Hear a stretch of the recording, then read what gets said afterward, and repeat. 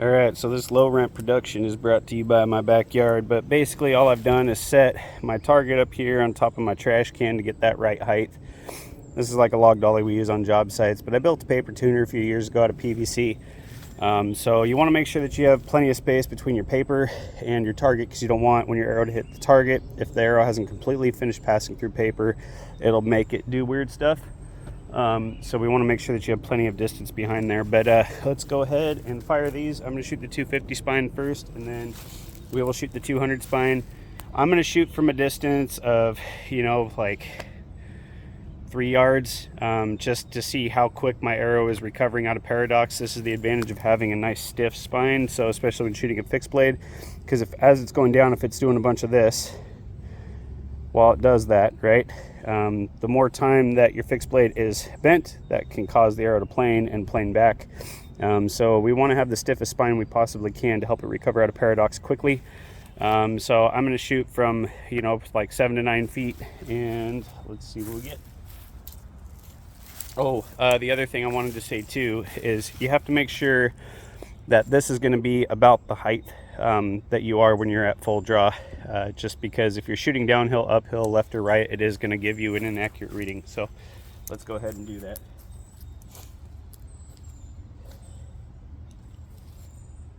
All right.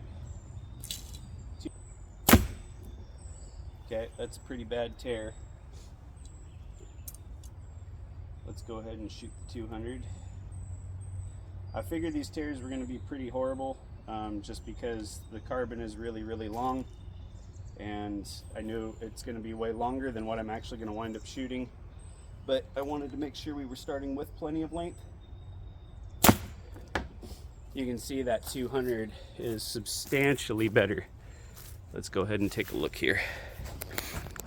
But we won't really worry about that. What I'm mostly concerned about right now is the left and right, because this is telling you your spine. So we're obviously still way too weak, because I am a right-handed shooter. I'm gonna get basically a tail left tear as the arrow leaves the riser. This one is pretty extreme, right? And we're also gonna probably see that in the orientation relation to the target. Definitely, if I orient this directly towards me, you can definitely see these are kind of penetrating, not so great.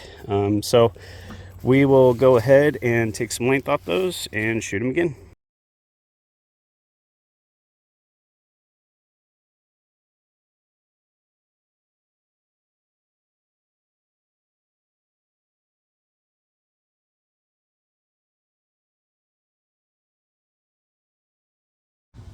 All right, so I figured I'd show you guys one just because I have to get ready to go to a dental appointment, but this is basically what we're doing off camera.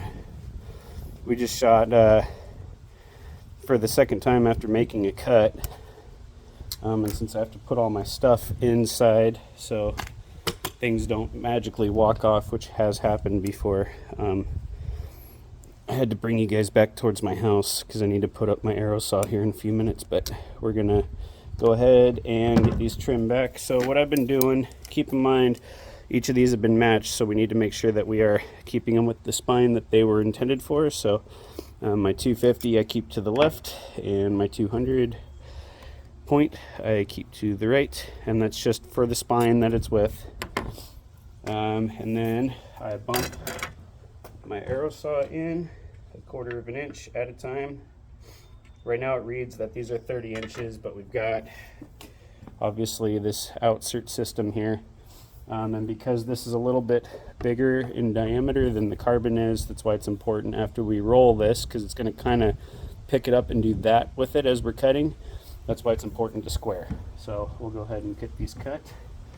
And then when I get back from my dental appointment, we will continue.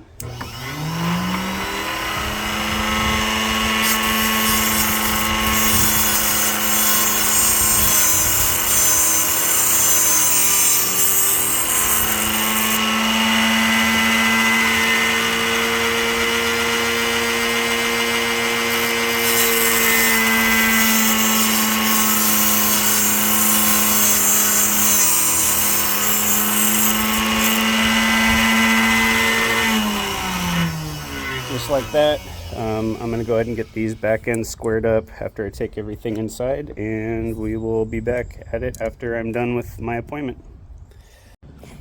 Alright, so I've taken about a 1/4 inch off of these, and I was looking for my Sharpie that I thought I brought out here, but apparently I didn't. Oh, there it is. So this was going to be our 250 at 30, and this was our 200 at 30. So the 30 is what my carbon to carbon length was when I started. I knew it was still going to be too long. That's why I didn't shoot 32-inch length carbon.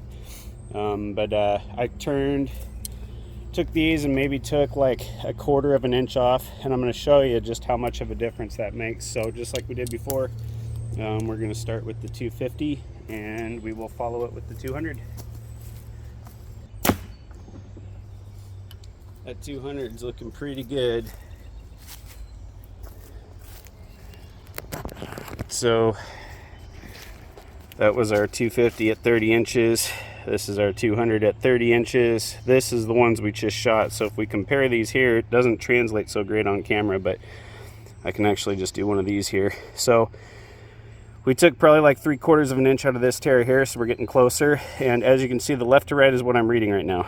Okay, so this, you know, obviously like probably about 1.25 inches. Here we're like a 1/2 inch, so we're getting closer. I'm probably going to take on this one probably another 1/4 inch off, and on this guy here I'm probably going to do about, well, I think 1/4 will have it be a vertical tear now, which is a pretty simple little thing to do. I'm just need to change my knocking point, but this one we might need to end up, my guess is taking a total of like 3/4 to 1 inch worth of carbon off, but we're going to do it a little bit at a time because we don't want to go too far. So I will be back after making a cut.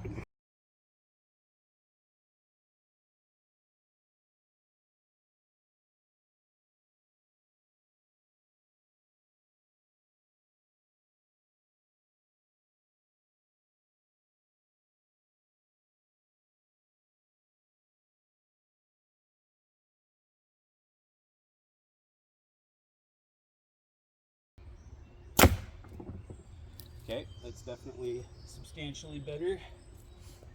I can see it from my side, but we still have some work to go if we're going to end up shooting the 250 spine. So let's see what the 200 looks like.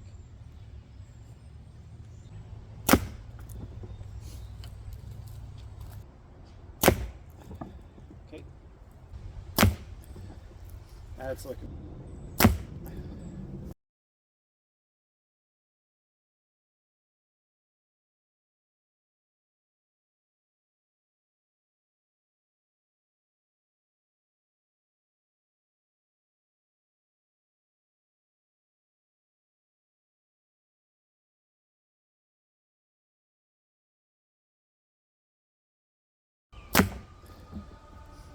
It's definitely looking better.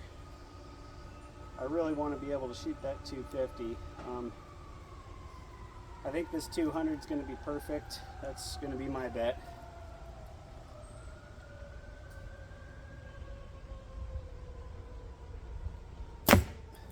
All right, so back again after taking 1/4 off there. Let's do this.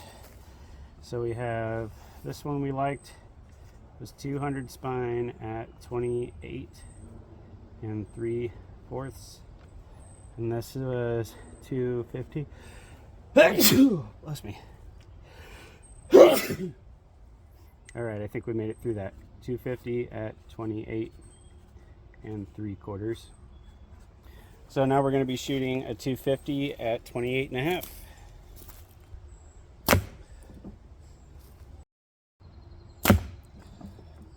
Okay.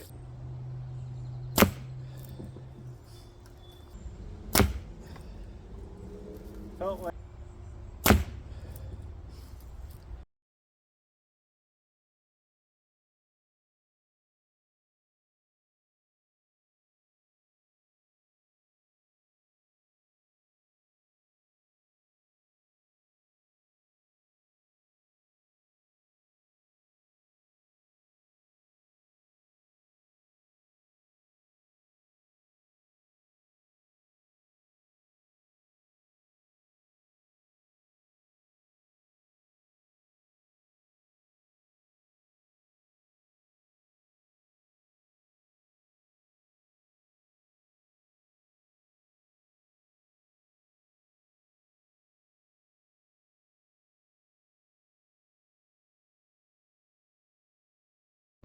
All right, so here we are, day 2 of this process. I was starting to get to a point where I was getting a little, I guess, frustrated with the results that I was getting.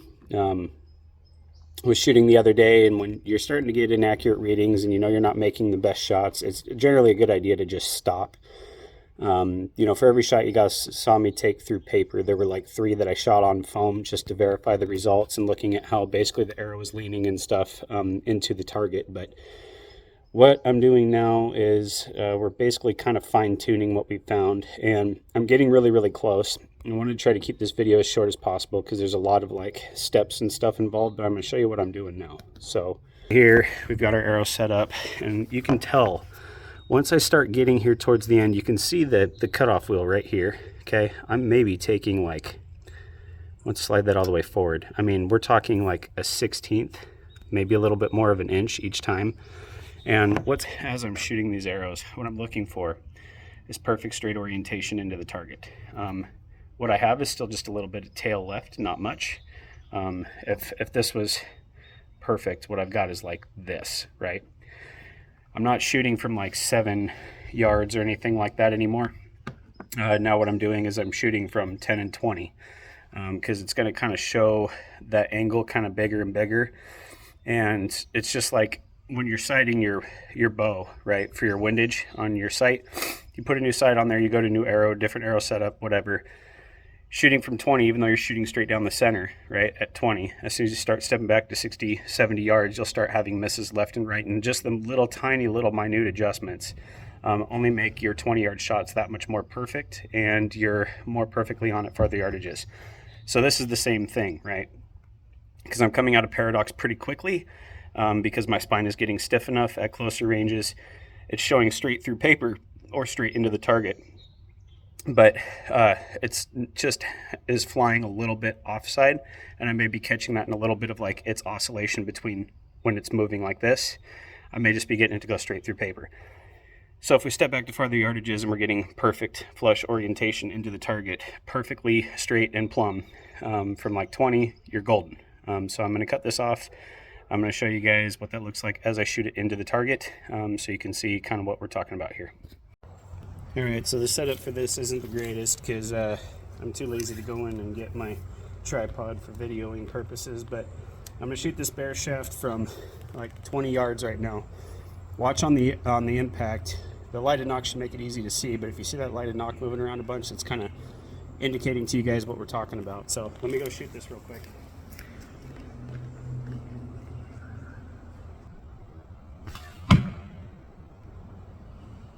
Really good, but let's walk up on it here. All right, so keep in mind when you're doing it this way, you're not shooting through paper. You need to be straight on with your target, okay? So you can't be shooting from the side like this, from the side like this. You must be shooting straight at the target. So this was straight on at the target, and if you look, okay, we are so dead true perfect with the left and right. It's not even funny. I was at 20 yards. The camera doesn't quite pick it up as well. I should have brought like a square out here. Maybe I'm still just a little tail left. At least it looks that way on camera. When I look at it though, this was the problem. This is why I wanted to do this through paper. But when I look at it though, it is so straight and true. And I was watching that knock, and when it hits, if you see your knock doing a bunch of this stuff, okay, that's an example of FOC, right? But if the arrow is approaching that target sideways, it's going to carry that momentum, the tail out, and waggle back and forth a bunch. When that hit, it stuck, and there was always going to be just a little tiny bit of movement, but I could see it as it was flying. It was just a perfect arc right into the target. I'm very, very happy with that. I think that's going to be pretty much perfect. Like I said, as soon as I fletch these up, it's going to stiffen up the arrow a little bit because we're putting weight on the back, and it's just going to be absolute money, even if it is kind of slightly off right now. You saw how little I was taking off. I mean, maybe a 1/16 of an inch. I'm afraid now that if I do that, I'm going to definitely be a little too stiff. So I'm going to leave this like that. That's exactly what we're looking for.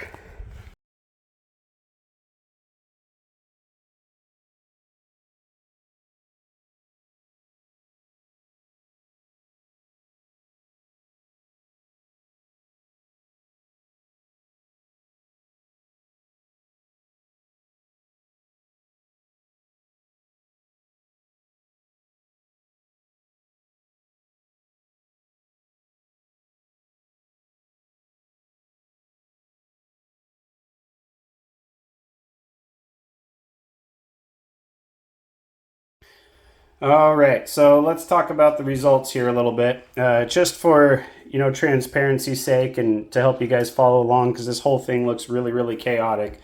Basically, here where this gold line is with the gold Sharpie, anything that was within there was with the 200 spine shaft.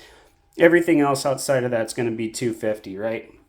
And so we got two options that we could work with here. So you guys already know what we did. We know what point weight we're going to use or I'm going to be hunting with.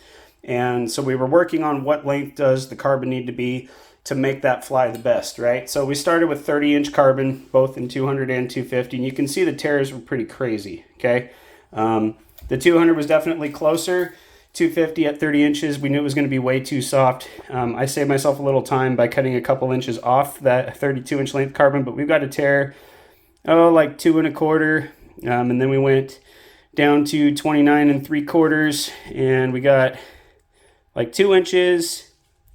29.5 was like 1 1/4 inches. So when you first start doing this, you're going to notice some pretty quick improvements, right? And then you're going to get to the point where not really a whole lot happens. So at 29 inches, we got like 1 inch. That actually looks like maybe I was torquing my bow to make the tear a little bit less, because we go here to 28 3/4 inches and we got 1 1/4 inch tear. At 28.5, we were back down to maybe that inch. And then you just kind of plateau. So we went to 28 1/4, we were at 1 inch. Then we were at 28, still about 1 inch. 27 3/4, maybe like, I don't know, 15 16ths.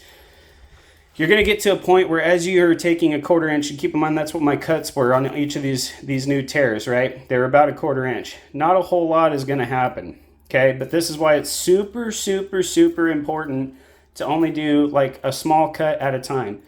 Because you're going to go suddenly from having a tear like this, we went 1/4 inch and bam, suddenly there was a huge, huge improvement, right? We shot this one here and we shot this one here, right? That looked like it should have been smaller, so I shot it again and went off of those tears. And then that next 1/4 inch got us down to like just under a 1/2 inch tear. And then we were down to probably 1/4 inch. And then, hey, that's looking pretty good, right? And then we finally got ourselves up here at a bullet hole.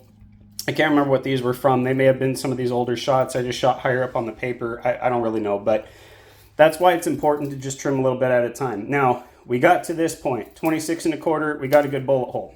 What I did off camera that you guys didn't see is exactly what I just showed. Was I shot the shaft into the target, okay? No paper, no nothing. Just strictly trying to read and watch the arrow as it's flying, but I did it from farther distances. So instead of like 6, 7 yards, going 10 yards, 20 yards, just to try to make sure we're still getting this, right? Just not through paper. And what I was finding was I was having a little bit of a tail left at those farther yardages. So I went down to trimming off maybe like 1/8 to 1/16 of an inch at a time until what you guys saw last, where I had that perfect arrow flight, perfect, like piercing the target, stayed perfectly plumb. You're always going to have a little bit of that impact paradox, but there's a huge difference between what it was when I was shooting this to what you guys saw on camera at impact paradox, and the lighted knock makes it really easy. You will see that thing wagging back and forth a bunch. So let's get you set up and we'll go over my final thoughts here.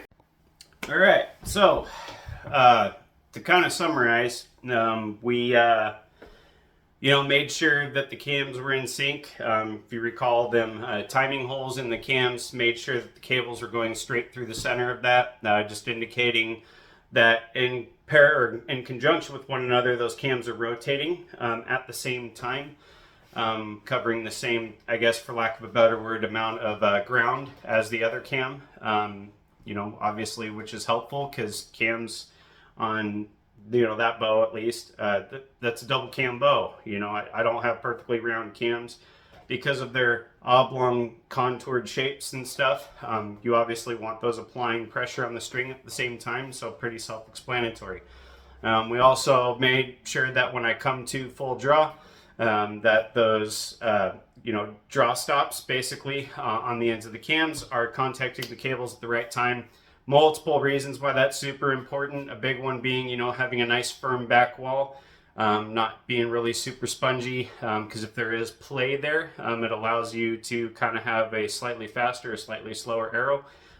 It also kind of causes your arrows to do weird things, can cause them to kick weird directions, porpoise, fishtailing, the list goes on and on.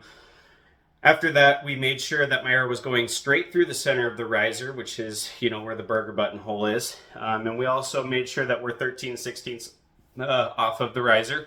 That's like perfectly straight through the center of the bow, which means we shouldn't be side loading the nock either one way or the other.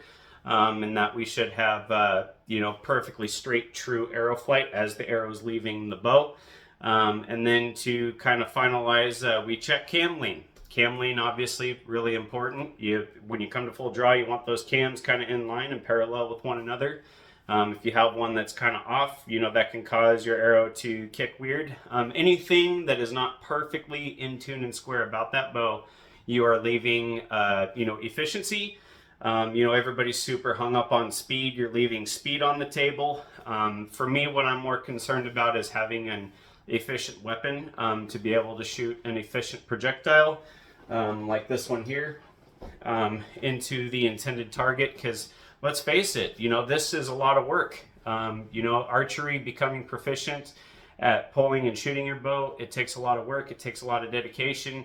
The animals that you're intending to hunt, it oftentimes takes an absolute amount of legwork, man. I mean, there's in some cases, multiple years of like gathering intel about the location. You go out into a new area, and you may see a lot before season's open, and then everything changes. So in some cases, you spend multiple years in pursuit of one specific animal. I know in my area there's a blacktail that I pursue, or have been actively pursuing for about a year and a half now. I named him Kilo. I've watched him, kind of grow into what he is now. I have some concerns because I wasn't able to shoot him last year, but I'm hoping he's not going to start regressing. He's definitely a really, really stout, quite a specimen of a blacktail. 4x4 with eye guards and stuff. I have a brother-in-law, and the thing he said is he's seen more cougar in the mountains than he has 4-point blacktail. So I hope I get that opportunity at him this year. But anyway, I'm using that as just an example. The amount of time, energy, devotion, money, attention that you put into being able to have that opportunity to capitalize on that animal. If you are bending your bow out of like alignment, tune, time, any of that kind of stuff to shoot a specific arrow that you have made up in your mind that you want to shoot, you're essentially making your weapon less efficient than what it could be. And I know that there's room for people to argue that and stuff. You obviously don't want an arrow flying downrange sideways. There's other ways of going about it, and that's going to be the path that I take this year, because every other year I've kind of taken the bow essentially kind of out of alignment or out of square, from manufacturer specification. I mean, you guys seen the amount of work that we did here today to be able to shoot a specific arrow, and this year I want to do things different. I know what these do on animals, because I've shot previous to this arrow. I shot 478, I believe, grains. That's these guys here. These are my previous setup. So they're Black Eagle X Impacts in a 300 spine. Okay. They're a little under spine for the amount of weight that's up front. So I use their Focus FOCOS system. These are like 21% FOC, pretty loaded up there. Anyway, I wasn't quite getting that balance, but, these things have killed multiple deer, and other large game animals, right? You can just see where that balance point is. Little underspined for the amount of weight and the draw weight that I was pulling, 75 pounds. I was able to make these fly. You can make them fly. That's great. That's awesome.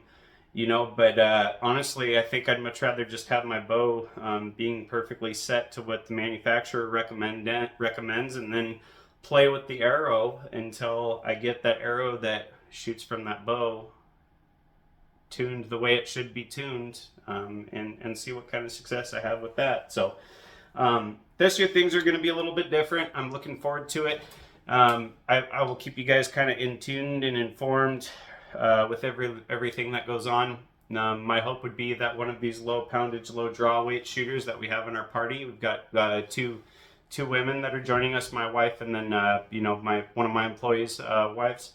My hope is that they're the ones that are successful, because it would be certainly fantastic and awesome to have full penetration and or pass through on a large game animal like an elk with somebody that's not even shooting 50 pounds. So after talking with Rob, I know that kind of action is possible, because I've seen pictures of what his wife has done on nilgai, and shooting a 32% FOC arrow, and getting full penetration and like arrows sticking out the opposite end. So, and those are pretty big animals too. So I just want to try it for myself. So basically, I whatever it is that you decide that you want to shoot, as long as you have confidence in it, that's ultimately, obviously really, really important. I think Dr. Ashby's 12 factors you'd be a fool to ignore. And so I plan on maybe introducing more of them into my setup this year and just seeing what happens. So, because I promise you this much, I'm not going to lose an animal just because I did what he recommended doing. So, yeah, next step is going to make sure everybody else's bows are tuned the same way that mine was, and then build some arrows. So we will see you guys next time. Take care.